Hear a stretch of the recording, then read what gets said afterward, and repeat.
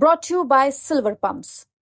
Top quality और consistent performance के लिए सिर्फ सिल्वर पंप्स, नाम याद रखना। आज नहीं तो कल अंतोगत्वा मुझे बिहार की राजनीति में ही आना है। मैं लंबे समय तक अपने आप को केंद्र की राजनीति में मैं नहीं देखता हूँ। देखिए, अगर पार्टी को ऐसा लगता है कि बिहार विधानसभा चुनाव प्रदर्शन को और गठबंधन को मजबूती देने के लिए मेरा चुनाव लड़ना जरूरी है, तो जरूर उस प्रस्ताव को भी गंभीरता से उस पर विचार किया जाएगा। चिराग पासवान जी, बिहार में विधानसभा के चुनाव होने हैं, एनडीए गठबंधन में सीट शेयरिंग को लेकर बात हो या फिर आपको लेकर विधानसभा चुनाव लड़ने की?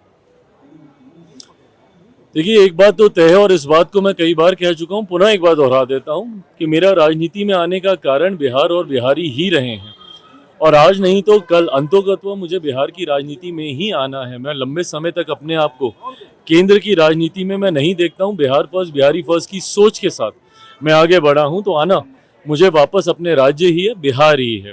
पर ये कब होगा, ये फैसला पार्टी के द्वारा लिया जाएगा। जहाँ तक रही बात बिहार विधानसभा चुनाव को लेकर सीट शेयरिंग की, ये उतने ही एमिकेबली इस मामले को सुलझा लिया जाएगा जितना एमिकेबली हम लोगों ने लोकसभा में सीटों का बंटवारा कर लिया था। उस वक्त भी कई तरीके के प्रश्न उठे थे कि सीट शेयरिंग आसान नहीं होगी, तमाम दलों को समाहित नहीं किया जा पाएगा। ऐसे में एनडीए बहुत जल्द सीट शेयरिंग करके सीटों का चयन भी कर लेगा। पर हाँ, जो लोग हम लोगों पे उंगली उठाते हैं, महागठबंधन में ही वर्चस्व की लड़ाई अभी चल रही है कांग्रेस और राजद के बीच। मैं ये मानता हूँ विधानसभा चुनाव आते आते तक कांग्रेस और राजद की राहें अलग हो जाएंगी, एक टूटा हुआ महागठबंधन देखने को मिलेगा। 2025 में क्या विधानसभा के चुनाव लड़िएगा? आपके सांसद हैं अरुण भारती, उन्होंने कहा है कि हम लोग गुजारिश करेंगे कि चिराग पासवान जी विधानसभा चुनाव लड़ें। देखिए, अगर पार्टी को ऐसा लगता है कि बिहार विधानसभा चुनाव प्रदर्शन को और गठबंधन को मजबूती देने के लिए मेरा चुनाव लड़ना जरूरी है, तो जरूर उस प्रस्ताव को भी गंभीरता से उस पर विचार किया जाएगा। लेकर के तेजस्वी यादव ने कहा है कि उसको शराबबंदी में से निकाल दिया जाएगा, हमारी सरकार बनेगी तो सबसे ज्यादा उत्पीड़न जो है ताड़ी बेचने वालों का ही हुआ है, कहा है। देखिए, इस बात का समर्थन तो हम लोग भी करते हैं और हम लोगों ने भी मुख्यमंत्री जी से यह आग्रह समय समय पर हम लोगों ने किया है। बिहार सरकार का लोक जनशक्ति पार्टी रामविलास हिस्सा नहीं है, जैसे केंद्र सरकार में हम लोग हिस्सा हैं, जहां पे एज अ मंत्री मैं कैबिनेट की कार्यशैली में मैं सम्मिलित हूं।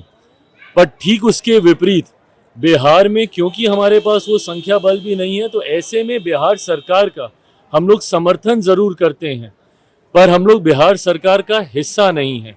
पर हाँ, उस समर्थन के दौरान भी हम लोगों ने इस बात को रखा है, ताड़ी को लेकर हम लोगों की भी राय पूरी तरीके से स्पष्ट है।